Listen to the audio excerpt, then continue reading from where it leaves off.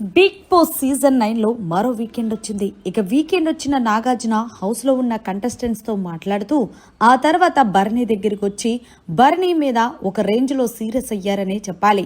ఇక భరణి దగ్గరికి వచ్చి భరణి ఇప్పుడు నువ్వు హౌస్లోకి వచ్చావు అంటే అది నీకు రెండో వరం అనే చెప్పాలి. ఎందుకు అంటే బిగ్ బాస్ హౌస్ నుంచి బయటకు వెళ్ళిన వాళ్ళు మళ్ళీ రారు. అయినా సరే నువ్వు హౌస్లోకి వచ్చిన తర్వాత కూడా నీ ధోరణి మార్చుకోలేదంటూ హోస్ట్ నాగార్జున భరణి మీద సీరియస్ అయ్యారు. దీంతో భరణి నేనేం చేశాను సార్ అంటే నేనేం చేశానా, ఏదైతే డీజే కెప్టెన్సీ టాస్క్ జరిగిందో ఆ టాస్క్లో సమయంగా బిగ్ బాస్ నువ్వు దివ్యకి సపోర్ట్ చేస్తావా తనుజకి సపోర్ట్ చేస్తావా అని అడిగినప్పుడు నువ్వు తనుజకి దివ్యకి సపోర్ట్ చేయకుండా అలా కిందనే ఉండిపోవడం వల్ల నువ్వు సేఫ్ గేమ్ ఆడుతున్నావేమో అని అనిపిస్తుంది. అయినా నువ్వు ఇప్పటికీ కూడా సేఫ్ గేమ్ ఆడితే వచ్చే వారమే బయటకు వచ్చేస్తావు భరణి. ఇన్ని జరిగినా సరే నువ్వు ఇంకా గ్రహించుకోలేకపోతే ఎలాగా? అయినా నువ్వెందుకు అలా ఆడేవు అంటే ఒకవైపు ఏమో తనుజ సార్, ఇంకోవైపు దివ్య.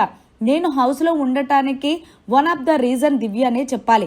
ఎందుకంటే తన గేమ్ బాగా ఆడింది కాబట్టే, ఆ గేమ్లో గెలిచింది కాబట్టే నేను హౌస్లో ఒక రకంగా ఉన్నాను సార్. ఇక తనుజ అంటారా, తనుజ నాకు ఒక ఎమోషన్.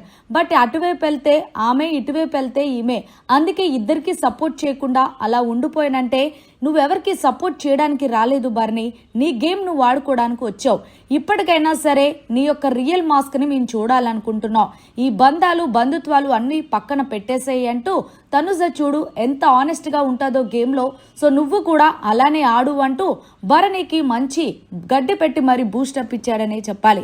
మరి మొత్తానికి వీకెండ్ వచ్చిన నాగార్జున భరణిపై చేసిన వ్యాఖ్యలు మీకు ఎలా అనిపించాయి అనేది కమెంట్ చేయండి.